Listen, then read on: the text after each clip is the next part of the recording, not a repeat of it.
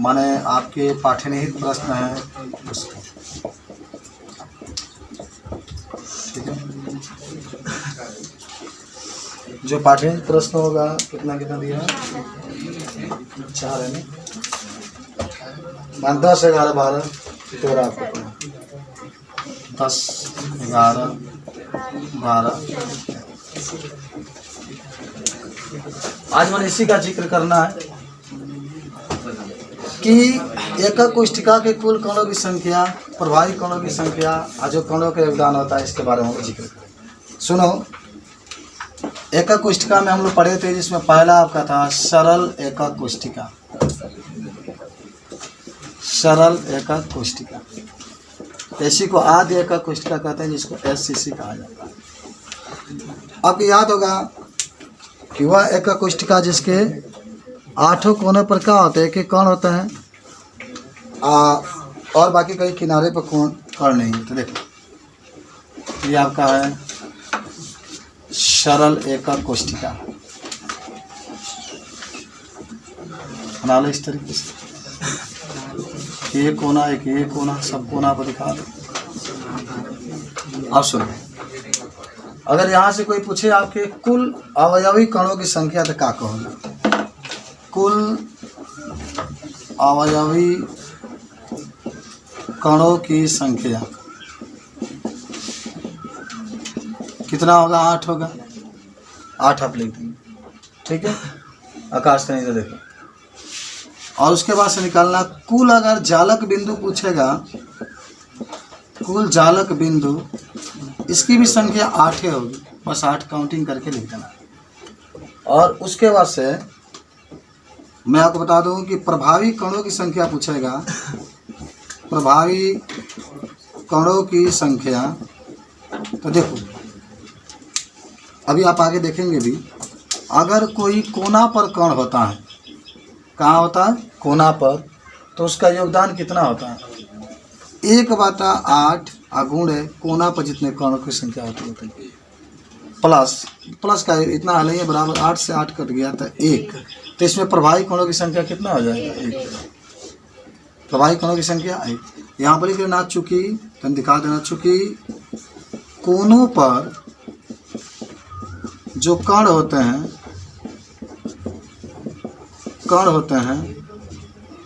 उसका योगदान 1/8 होता है। चूंकि कोने पर जो कण होता है उसका योगदान कितना होता है? 1/8 होता है। बोलो क्या आपको समझ में आया? यहाँ से आपका आया ना सरल एकक कोष्ठिका में, अगर कोई आपसे पूछे कुल अवयवी कणों की संख्या, तो 8 कोने पर है, इसलिए कुल जालक बिंदु 8 हो जाएगा जितने होते हैं। ये प्रभावी कणों की संख्या जब पूछा जाएगा तो कोना पर होता है, तो इसका 1/8 गुणे 8 से 8 कट गया तो 1 आ जाएगा। चूँकि कोने पर जो कण होते हैं उसका योगदान 1/8 होता है। अब अगर आपको जो भी प्रश्न पूछना है पूछ सकते हैं, बोलो, दिमाग दौड़ाओ तो नहीं, किताब माने इस प्रश्न पर भी दौड़ाओ, क्या इसके बारे में हो जाएगा, सब लोग को याद होगा। अब आ जाते हैं सेकेंड, इसको नोट कर लो, तब सेकेंड आपको बता।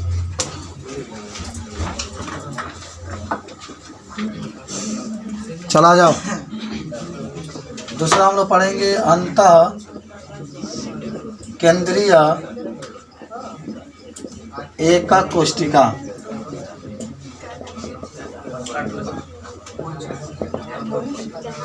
हो गया बात। अंतः केंद्रीय एकक कोष्ठिका का मतलब 8 कोनों पर एक एक कण और एक इसके केंद्र में होता है। देखो ये है आपके पास, ये हमेशा इस तरीके से घन आपको बनाना पड़ेगा, ये प्रदर्शित करने के लिए कि कैसे आप दिखाएंगे कि 8 कोनों पर एक एक कण है और एक कण तो केंद्र में मौजूद ही रहता है, ये वाला हिस्सा। तो यहाँ से अगर कोई आपसे पूछे बताओ कुल अवयवी कणों की संख्या, तो क्या कहोगे? 9 होगा। 8 को 1 है, केंद्र में 9। कुल जालक बिंदु अगर पूछेगा तभी कितना लिखोगे? 9। और अगर प्रभावी कणों की संख्या पूछा, प्रभावी कणों की संख्या जिसको जेड से प्रदर्शित करते हैं, इसमें न्यूमेरिकल भी बहुत हमने लगाए थे, याद होगा आप लोग का जो लोग पढ़े थे। तो 1/8, 8 को कोने हैं प्लस केंद्र में एक ही का योगदान होता है, तो 8 से 8 कैंसिल, 1 + 1 2 होता है, तो 2 आपका आंसर होगा। तो इसको भी याद कर लो आज कि अगर आपसे कोई पूछे अंतः केंद्रीय वाला, तो इसका डेफिनेशन याद होगा, वह एक कोष्ठिका जिसके 8 कोनों पर एक एक कण होते हैं, केंद्र में होता है, तो उसको अंतः केंद्रीय एक कोष्ठिका कहता है। कुल अवयवी कणों की संख्या 9, क्योंकि 8 कोनों पर एक एक कण है और एक बीच में, इसलिए 9 आपने लिखा है। कुल चालक बिंदु, बस जितना काउंटिंग है, जितने कण है काउंट करके लिख देना है। अब प्रभावी कणों की संख्या, तो अगर जितने कोने पर होंगे तो 1/8 × 8 है, प्लस केंद्र में जो होगा 1 × 1, 8 से 8 कैंसिल 1 + 1, तो 2 आ जाएगा। इस तरीके से आप इसको बता सकते हैं। तो ये हमारे पास रहा अंतः केंद्रीय एकक कोष्ठिका। हो गया, लिख लिए सब लोग। कुल अवयवी कणों की संख्या भी देख लेना, कुल जालक बिंदु भी देख लेना, प्रभावी कणों की संख्या भी देख लेना। मिटाया जाए ना, जाने दो, आगे बढ़ते हैं हम लोग। है मिटाए बस का होता है ना, 8 कोनों पर एक ही कण होता है। अब ये लिखते हैं, थोड़ा चेंज कर लो, अंत्या। अंत्य को तो जानते हैं ना, याद है आप लोग का, मानवीय का कोष्ठिका जिसका 8 कोनों पर कण होते हैं, दोनों विपरीत फलकों पर एक एक। पकड़ो पकड़ो पकड़ो, क्या पकड़ो? फलक पकड़ो, ऐसे पकड़ोगे ना। अच्छा, क्या हम लोग 2 ही फलक, क्या चारों फलक पकड़ सकते हैं हम लोग एक साथ? दोनों हाथ का प्रयोग करिए, पकड़ लो। चलो तो आओ, ये चेंज आपका हो जाएगा। इसमें 8 कोनों पर एक एक कण और विपरीत एक, मान लो ये फलक, एक ये फलक, विपरीत फलकों पर एक एक कण उपस्थित। तो बताओ कुल अवयवी कणों की संख्या कितनी होगी? 10 हो जाएगा। चालक बिंदु भी 10, और इसका कितना होगा? 8 गुणे, माने 8 × 1/8 × 8 प्लस, अब फलक पर होगा तो 1/2 × 2। फलक पर 1/2 का योगदान होता है, तो 8 से 8 कैंसिल, 2 से 2 कैंसिल, तो इसका भी 1 + 1, इसका भी 2 ही आएगा। इसका भी क्या होगा? अच्छा देखो, ये इधर सुनो बालक, ये बालक इधर। यही बात थी, आपने पूछा भी था कि सर संकुलन क्षमता यदि अंतः का 68 आता है तो अंत्य का कितना होता है? तो इसका भी 68 आता है, 68 से लेकर 70 के बीच, क्योंकि यहाँ भी प्रभावी कणों की संख्या 2 ही रखना है और वहाँ भी प्रभावी कणों की संख्या 2 ही रख जाता है, इसलिए दोनों का सेम आता है। इसलिए इसका हम लोग संकुलन क्षमता नहीं निकालते हैं, केवल जो वो वाला हिस्सा होता है ना अंतः वाला, उसी को निकाल दिया। ठीक है, बन गया, सब लोग बना लिए।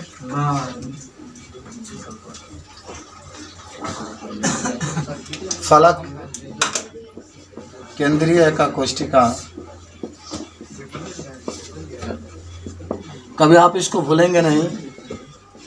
आप इसके बारे में पढ़े भी थे कि वह एकक कोष्ठिका जिसके 8 कोनों पर एक एक कण उपस्थित हो और 6 फलकों पर। अभी याद भी हो गया आपको। ये बहुत आसान सा चीज़ है, सिंपल सी बात। 8 कोनों पर एक एक कण दिखा देना है। ये देखिए, 8 कोनों पर एक एक कण, 6 फलकों पर एक फलक, यहाँ एक, यहाँ एक, यहाँ एक, नीचे। अभी आपके एक सामने वाला बचा है, ये वाला हिस्सा होगा सामने वाला, चलो यहीं पे दिखा लेते हैं। पीछे वाला हिस्सा होगा, यहाँ दिखा लेते हैं। मतलब 6 का शादी नहीं होना चाहिए, 6 का शादी हो चुका है, 6 ही रहेगा आपका। 5 है तो एक और बना लें, 6 हो जाएगा। अब यहाँ पर दिखाने के लिए, जैसे अगर सामने देखते, जैसे मोबाइल है तो एक यहाँ पर, एक पीछे 2, एक ऊपर 3, एक नीचे 4, एक 5, एक 6 साइड में। अब बताओ यहाँ पर कुल अवयवी कणों की संख्या कितना बताओगे? और सर कुल अवयवी कणों की संख्या कितना हो गया? 14 हो जाएगा। 12 कैसे हो गया यार? कौन सा गिनती गिनते हो तुम? कुल जालक बिंदु अगर आप काउंटिंग करेंगे तो 14 ही हो जाएगा। और कुल प्रभावी कणों की संख्या, प्रभावी कणों की संख्या अगर लिखोगे तो जो भी कोना पर होगा उसका 1/8 का योगदान, फलक पर होने वाला है तो 1/2 का योगदान। लेकिन 4 है ना, 4 नहीं 6 है, फलक पर 6 है। चलो ये कैंसिल, ये 3 बार में कैंसिल, 1 + 3 4। भाई कणों की संख्या ज़्यादा आता है, 4 आता है, इसलिए इसकी संकुलन क्षमता 74% हो जाती है। ठीक है, अब तो योगदान विधि के लिए इसको पढ़ाने की ज़रूरत है नहीं, लेकिन फिर भी दूसरा टॉपिक भी आप दिखा सकते हैं यहाँ पर, कणों का योगदान। हो गया, यहाँ ब्लैक बोर्ड पर समझ लो। हाँ बोलो, कोई दिक्कत है तो हमसे पूछो ना। कोना पर रहेगा तो 1/8, फलक पर रहेगा 1/2, केंद्र में रहेगा 1, जो कि यहाँ पर लिखने भी जा रहे हैं। ना कि यदि कण कोना पर हो, कोना पर हो तो योगदान जो होगा 1/8 गुणे कणों की संख्या। जरूर याद कर लीजिएगा। सेकेंड, यदि कण फलक पर हो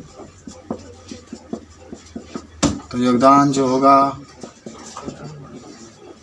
हो जाएगा 1/2 गुणे कणों की संख्या। और तीसरा होगा यदि कण केंद्र पर हो तो योगदान जो होगा 1 गुणे कणों की संख्या। ये कुछ बातें रही, जरूर याद कर लीजिएगा कि जब भी कण कोना पर होगा तो इसका योगदान जो होगा 1/8 गुणे कणों की संख्या। कण फलक पर हो तो 1/2 गुणे कणों की संख्या, और यदि कण केंद्र पर होगा तो 1 गुणे कणों की संख्या।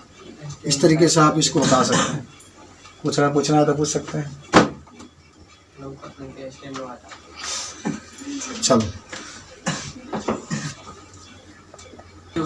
जालक बिंदु।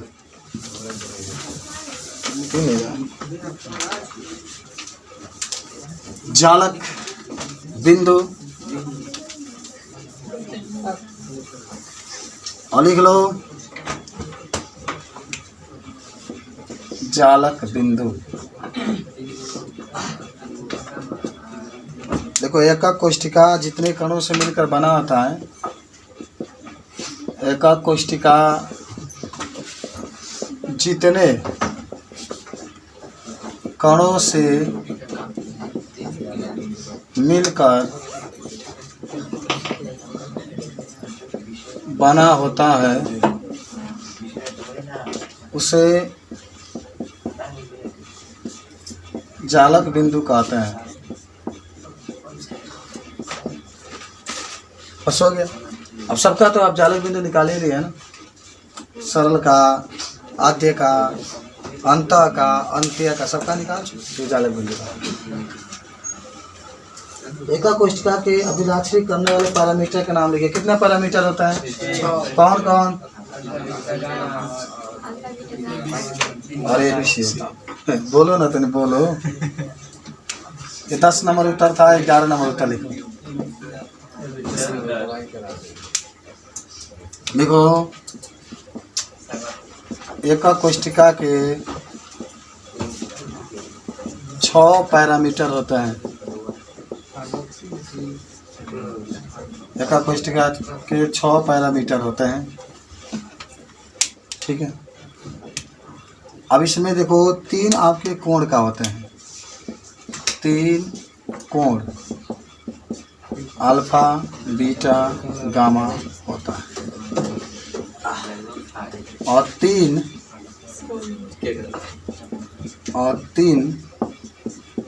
अक्ष की लंबाई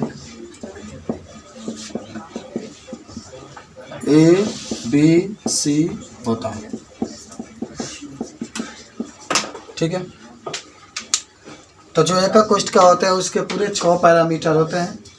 3 कोण अल्फा, बीटा, गामा होता है, और 3 अक्ष की लंबाई ए बी सी होता है। ये भी आप पढ़े, एकदम भूलना मत, 6 पैरामीटर होता है। आ जाओ 12 के उत्तर के पास आते हैं। थ्योरी बढ़िया पढ़ लेंगे तो आंसर लाने में, इसको लगाने में कोई दिक्कत नहीं। हाँ, कह रहे निम्नलिखित में विभेद कैसे करेंगे षटकोणीय और एकंताक्ष एकक कोष्टिका।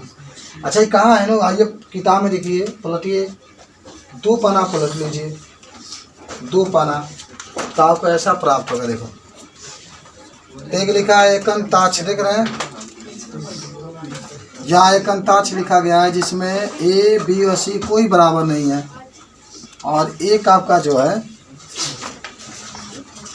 एकंताक्ष आपका एक है षटकोणीय। षटकोणीय में सब बराबर होगा। देखो ये क्या आ जाएगा, माने ए बी के बराबर है लेकिन सी बराबर नहीं है, और एकंताक्ष में कोई बराबर नहीं। तो लिख लो यहाँ पर षटकोणीय में ए बराबर बी होगा लेकिन सी बराबर नहीं होगा, तथा एकंताक्ष में A not equal to B not equal to C होगा। बात समझ रहे, कितना आप कर रहे हैं,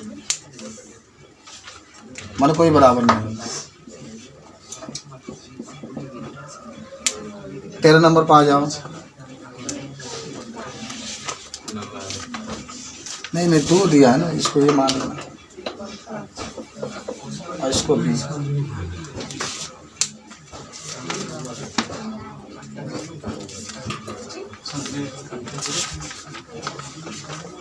फलक केंद्रीय है और अंतः केंद्रीय का कोष्ठिका में अंतर बताना। फलक केंद्रीय अभी पढ़े है ना, तो एक बस अंतर लिख लेना कि फलक केंद्रीय में 8 कोनों पर कौन होते हैं और 6 फलकों पर होते हैं। लिख लो, फलक केंद्रीय एकक कोष्ठिका में 8 कोनों पर और 6 फलकों पर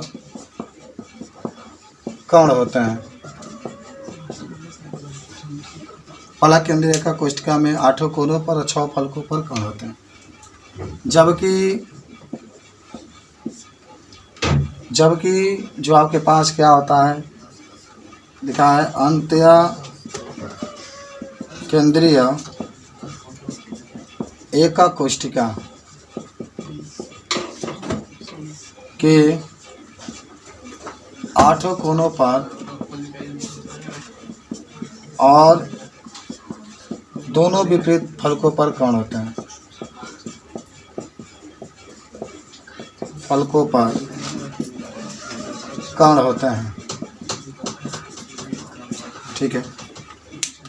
8 कोनों पर और विपरीत फलकों पर क्या होते हैं, कण होते हैं। सब आप इसको लिखे हैं, ठीक है। चलो एक बार देख लो, लिखा गया है कि षटकोणीय में ए के बराबर बी होगा, सी बराबर नहीं है। एकंताक्ष में ए बी और सी कोई बराबर नहीं है। फलक केंद्रीय एकक कोष्ठिका में 8 कोनों पर और 6 फलकों पर कण होते हैं, जबकि अंतः केंद्रीय एकक कोष्ठिका में 8 कोनों पर और दोनों विपरीत फलकों पर एक कण होते हैं। चला आ जाओ, क्वेश्चन नंबर 13 आपका है लास्ट। 13 नंबर क्वेश्चन हमसे कहता है कि स्पष्ट कीजिए कि घनीय एकक कोष्ठिका के कोनों पर और अंतः केंद्र पर उपस्थित परमाणु का कितना भाग सन्निकट कोष्ठिका में संवाहित होता है। तो हो गया, अगर कोना पर कोई कण है, देखो ध्यान से, अभी आपको बताया गया होगा कि यदि कोई कण कोना पर हो तो उसका योगदान कितना होगा, 1/8 गुणे 8। और ये हो जाएगा, बी कह रहा है कि अगर क्या कर रहा है, फलक पर कह रहा है, अगर फलक पर आएगा, हाँ फलक पर होता है योगदान, तो योगदान 1/2 गुणे कोणों की संख्या होगा। जल्दी लिखना, कोणों की संख्या 8 भी लिख सकते हो।